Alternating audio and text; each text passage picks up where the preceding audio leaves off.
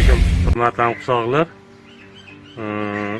Xullas, uzoq o'ylab turib, ko'pchilikni fikrini hisobga olgan holda video murojaat bilan chiqishga qaror qildik. Qarorning asosiy maqsadi ham shu ko'ringan kamchiliklarni yoritib berish. Ya'ni ko'pchilik insonlarimizni, ko'pchilik xalqimizda har xil farqli fikrlar bo'lganligi uchun video murojaat bilan biz fikrimizni to'g'ri tushuntirmoqchimiz. Ya'ni qilayotgan ishimiz birinchi navbatda qurilayotgan yangi xonaqamiz bo'yicha qisqacha tushuntirish bermoqchiman. Yangi xonaqani qurilishdan maqsad nima? Yangi xonaqani qurilishdan maqsad birinchisi eski xonaqamizni avariya holatga kelishi. Ya'ni o'z uchun ko'pchilikni balkim xabari bordir, xabari yo'qdir. Eski xonaqamiz avariya holatiga kelib qolgan. Xudo ko'rsatmasin, hozirgi bugungi kunda xabarlar bor. Kichikroq bo'lsa ham 10-12 kishidan iborat jamoat 5 vaqt namoz o'qib turibdi. Allohga behisob shukr. Shu bir hodisa bo'lmasinligi uchun bu narsani yangi xonaqani qurilishni boshlaganmiz. Eski xonaqani avariya holatini ham videolari bor. Video anaqamizda ko'rib chiqishlar mumkin. Ikkinchi asosiy maqsadimiz yangi xonaqani qurilishdan maqsadimiz nima? Mana bugun akamni janozasida ham o'sha kamchiliklarni ko'rdim. Avvalambor akamni joyi jannatda bo'lsin. Allohim jannat firdavslardan qilsin joylarini, savol javoblarni oson qilsin. Mana shu joylarda ham Javlon uni xizmat qildi. Mana shu qilgan barcha yaxshi amallarini o'ziga hamroh qilsin, savol javoblarni oson qilsin. Joylari jannatda bo'lsin.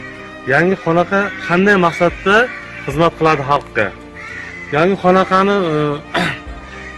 xizmat qilishi shundan iborat bo'ladiki, mana bugun janozada ham e'tibor berib aloqa qildik. Mana stol, qishloqda stolini tashqaridan rakatga ham stol olib kelindi.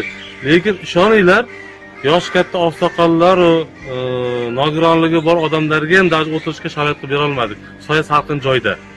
Mana bu uzoqdan e'tibor berib qaradik. Ikkinchidan, ya'ni janozani bir tekis safda ham qila olmadik. Safli sal qiyshiqroq bo'ldi.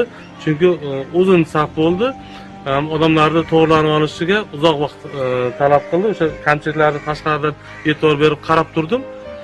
Bu xonaqa xudo xolasa bitadigan bo'lsa, remont qilib aloqa qiladigan bo'lsak, qishlog'imizda bo'ladigan janoza namozlarini o'qishni shu yerda tashkil qilmoqchimiz. Yani otamni asosiy anaqasi shu. Endi bu ko'proq oqsoqollarni, namozxonlarni fikri bilan gapiryapman. Ya'ni o'zimni anaqasini aytmaydi, shu jamoani, ya'ni namozxonlarni, oqsoqollarni, qishloqda katta oqsoqollarni fikri bu.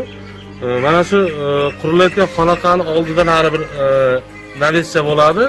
Xullas, qanday bo'ladi? O'z uchun kimni uyida janoza bo'ladigan bo'lsa, mana hozir havo salqin, uncha bilingan yo'q.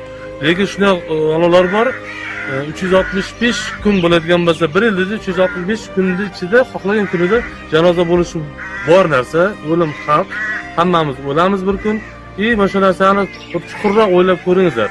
Akalar, ukalar, hurmatli hamqishloqlar. Qahraton qishda janoza bo'ldi deylik. Qahraton qishda janoza bo'ldi. Tashqaridan kelgan mehmonni qayerga joylaysiz? Qayerda o'tiradi? Har bitta xonadonda bitta uyda issiq uy bo'ladi. U ham o'zini oilasidan ortmaydi. O'zini bola chaqasidan ortmaydi. To'g'ri tushuningizlar. Ertaga xudo xolasa mana shu yangi xonaqamiz bitsa, taklarini to'pol qilamiz, ichlariga chiroyli qilib gilamlar to'shaymiz, konditsionerlar qo'yamiz. Mana shu yerda joy qilamiz. Biz uchun kelgan mehmon janoza bo'lgan xonadonga boradi, ta'ziyasini bildiradi, keladi, xonaqaga keladi, issiqqina xonaqani to'pol-pollarini, konditsionerlarni yoqib qo'yamiz. Kelib shu yerda tahorati bo'lmagan, xudo xolasa niyatimiz bor, pastlardan tahoratxonalar qilinadi. Kirish joylarga qorovulxona, oshxonalar qilinadi.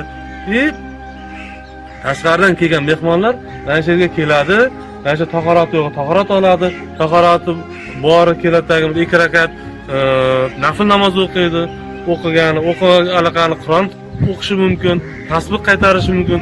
O'sha odamlar ham o'qiganlarining savobi mana shu yerda yotgan qabrning egalariga borib tegadi inshaalloh. Chunki o'sha qabrdagilarni, ya'ni o'lganimizdan keyingi asosiy, ya'ni bu 4 kunlik dunyo o'tar ketadi. Bu 4 kunlik dunyo, lekin asosiy hayot mana shu yotgan qabrda bo'ladi. Qabrda yotgan o'liklarni asosi anaqasi bo'ladi. Savol javobi, qilgan yaxshi amallar, hammasi ana shular yotgan ruhlar nima edi? Qo'pol qo'ygan ochib turadi. Mana shu yerdagi biz o'qigan namozlar, haqqiga qilgan duolarimiz, haqqiga qilingan Qur'on tilovatlar ana shularga noz, ne'mat, ovqat bo'lib boradi. Shunda ruhlarimiz mana shu yerda yotgan, o'tib ketgan aka-uka, onaxonlarimiz, bobolarimiz, otalarimiz, aka-ukalarimiz, opa-singillarimiz hammasi ruhlari shod bo'ladi. Asosiy maqsadimiz ham shu. Ertaga mana biz uchun bundan keyingi anaqalarimiz, biz uchun taravih namozlarimiz ham, anaqalarimiz hammasi qish fasliga to'g'ri kelyapti. Oddiy iftorlik o'tkazish ham qish fasliga to'g'ri kelyapti. Xudo xolasa mana shu yerdan oshxonalar qilinib turib, sharoit yo'q odamlarni mana shu yerda iftorlik qilib beradigan darajada sharoitlar qilinadi mana shu joylarda. O'shaning uchun yana bir tushuntirib aytaman. Hurmatli hamqishloqlar, chuqurroq o'ylangizlar. Ya'ni bu nima uchun xizmat qiladi degan odamlar uchun video qilyapmiz. Bu o'zi aslida ko'p inson biladi bu narsani. Biz hammani yana ham bir to'g'ri anaqaga borsin, bir to'g'ri tushuntiraylik, maqsadimiz nimaligini bilsin, qolgan bir mabodo bir noto'g'ri tushunayotgan insonlar bo'layotgan bo'lsa, to'g'ri tushunsin degan ma'noda biz video qilyapmiz, video tayyorlayapmiz. Asosiy maqsadimiz shu. Xonaqani, avariya xonaqani yangilash, yangi xonaqada kelgusida janoza namozlarini, taravih namozlarini, iftor kerak bo'lsa o'sha kunlarning iftorliklarni shu yerda o'tkazish. Misol uchun tashqaridan kelgan, asosiy tashqaridan kelgan mehmonlar issiq joylarda kutib olib, soya salqin joylarda kutib olib, chiroyli qilib janozani o'qib, chiroyli qilib o'sha anaqani o'lgan inson anaqalarimizni, hamqishloqlarimizni chiroyli qilib olib borib qabrga qo'yish. Bizim yangi xonaqalar qilishimizdan asosiy maqsadimiz shu.